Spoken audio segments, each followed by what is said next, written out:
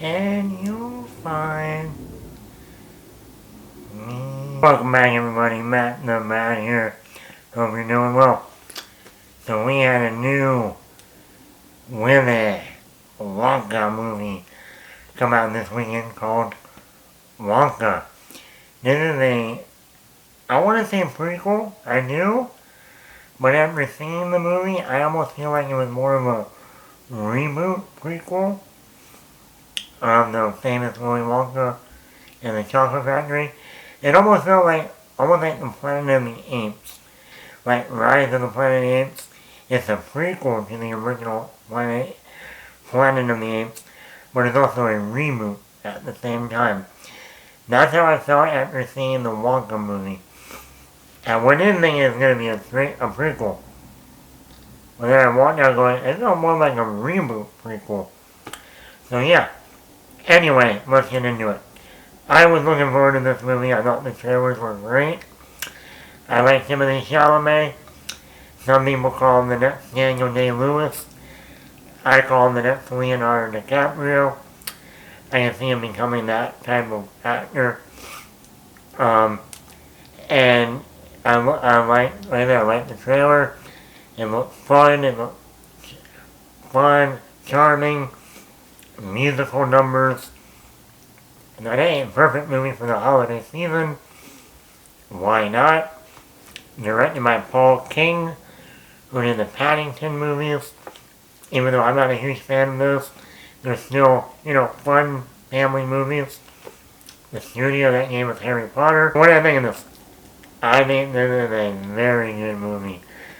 I walked out of this movie, and I said this to myself while I was walking out. I feel happy, I feel warm, I feel good. This is like one of those movies that if you're having a bad day, or just a down and out day, or the weather's horrible, miserable, cold, wet, and you're just like, Wonka is the movie you're gonna want to put on.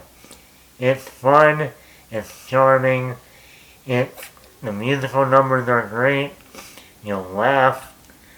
It's a movie that everybody should go see during the holiday. This is the Christmas movie to see. You can get your parents to see it, your grandparents, teenagers, young children, even younger children. There's a family of 5, the parents and 3 kids at the movie. All of the kids range of different ages. I think the oldest was maybe no more than 5 or 6, and then down. Then you have teenagers in another area, adults in another area, me, and kind of in the middle. And like that, it gave me that warm, happy feeling when I walked in. I said, I haven't felt this good. Like, I've enjoyed movies, I have fun with, I love Top Gun Maverick last year. You know what I mean? But I'm talking about that children's movie, that family movie, that I say to myself, and I'm not talking about animated like Spider-Man or Elemental. I'm talking about that family live action film that you walk out and you go, I'm happy. Doesn't matter if the weather's shitty, which it was cloudy, it was rainy, cold. It doesn't matter. I'm a happy person right now. And I realized I haven't seen a movie like that in a while. Maybe Instant Family with Mark Wahlberg and Rose Byrne back in 2019. But if you're just looking for that family movie, family, as Vin Diesel would say, family,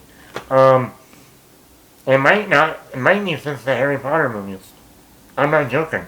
I'm like, there's not a movie that really comes to mind that I walked out feeling good. Just like when people said during the pandemic, the perfect movies to watch, and you just need that comfort, that's the other thing. Not just the warm and the fun, but that comfort film, This is that movie. This is that comfort movie. And it's not about it, just like the Harry Potter movies. They said during the pandemic. These would be the perfect movies to watch during the pandemic. You feel good, you feel happy, you're cheering, you're laughing, you're with your old buddies. This is kind of that. Timothee Chalamet. Boy. 9 years ago, you say the name Timothee Chalamet, nobody knows who you're talking about. Who? Who? In fact, you go back 9 years to Interstellar, Timothee Chalamet's in that film. He's the young boy in the first act. Matthew McConaughey's son. He might have 1 or 2 lines in that whole first act. The star of that movie was Mackenzie Foy. Murph. But if you look now, 9 years later, where's Mackenzie Foy? Now you look at Timothee Chalamet 9 years later. We were comparing him to the next Daniel Day-Lewis. My, the tables have turned. And he is excellent in this role. I didn't know he could sing. He can sing. I did think the first song was a little rough.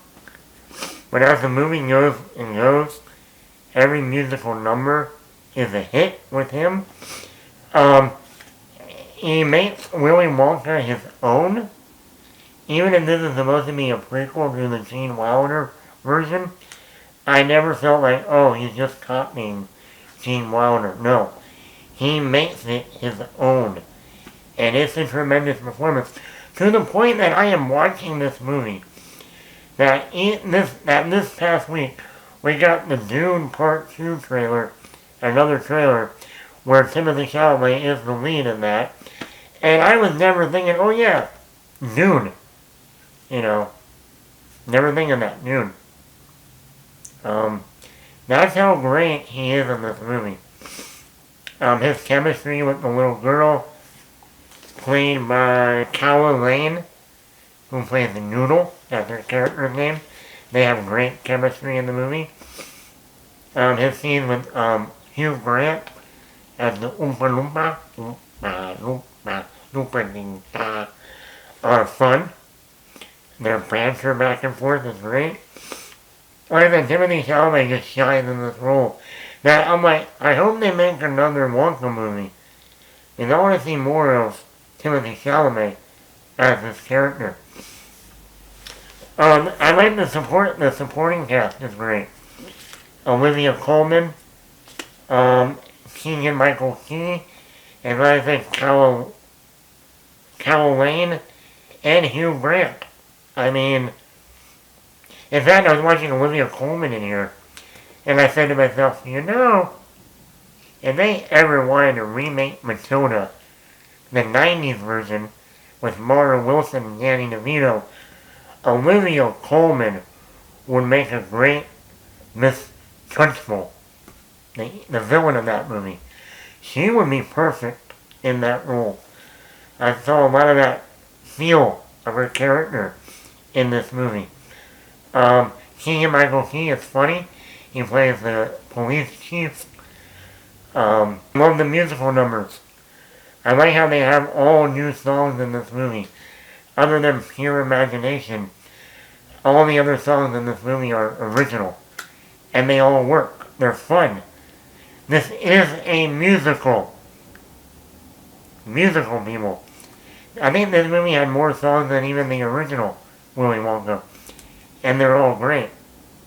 Even from the moment this movie opens, it starts with a musical number. Kind of like La La Land. So, if you're not a fan of musicals, this might not be the movie for you. If you like musicals, this might be right up your alley. The production and set design, every time there is a musical number, the set, the production look great. I was really astonished by that. Cinematography, great looking, lighting and everything. There's a silhouette shot of Willy Wonka, and there's a little bit of light on the edge of his nose in this photo. And I was like, and on the mid screen, I was like, that is an amazing shot. I like it. Very funny, the humor. whether either between the Oompa Loompa and Wonka or the police chief. There's some subtle humor with him, which was really funny. This movie's a lot of fun. Very funny throughout the film. Heart. It makes you feel warm. It's heart. It has a lot of heart to it. The actual, not really, the emotional, push of this movie between Wonka and his mother is very touching. I think this movie sweet. It also has some great themes about, pursuing your dreams. There was actually one or two great quotes in this movie. I can't remember them, but I think if you see this movie, you'll know exactly which ones I'm talking about. Like one of them, everything started with a dream. Some of my negatives, I did have some negatives. It's not the Oompa Loompa. Oompa Loompa Loompa. There was not enough of you to that movie. I didn't rhyme. Sorry. There's not enough Hugh Grant in this movie. I was getting more of my Oompa Loompa. I would say as much as you see in the trailer is almost as much as you see in the movie of Hugh Grant as Oompa Loompa. There's a little bit in the third act, but for the most part, there wasn't enough. Maybe if they make a sequel, they'll have more Oompa Loompa. But I did like when we go to Oompa Loompa Island. Yes. My island. Oompa Loompa Land. I like how the other Oompa Loompas did not look like Hugh Grant. Like in the Johnny Depp version, one actor looked like all the Oompa Loompas. We didn't have that problem this time. No, we don't do that here. So all the Oompa Loompas look different actors. I like that. Second half of this movie, third act, the movie starts to get a little complicated, a little convoluted, if you will, for a family children's movie. I was like, why are we getting all into this and that and this? And just have a straightforward, plot issue, problem. So it started getting a little too convoluted in the third act for me. And that's where I go to the pacing. This movie's almost 2 hours long. At an hour and 57 minutes, I think it was. I think this movie should have been about 10 minutes shorter. And I think a lot of the convoluted plot in the second half of this movie added to that. So I would have, I think this would have been a perfect hour 45, hour 40. This is a family children's movie. And this movie reminded me, that was the other thing, when I watched this movie, it reminded me of Annie, the play, Annie. That's why Olivia Colman also reminded me of the Miss Hannigan, whoever the mean lady in Annie is. Little Orphan Annie. And they also reminded me of Hugo, the Martin Scorsese film of 2011. That movie had this magic feel to it. Heartwarming, fun, warm.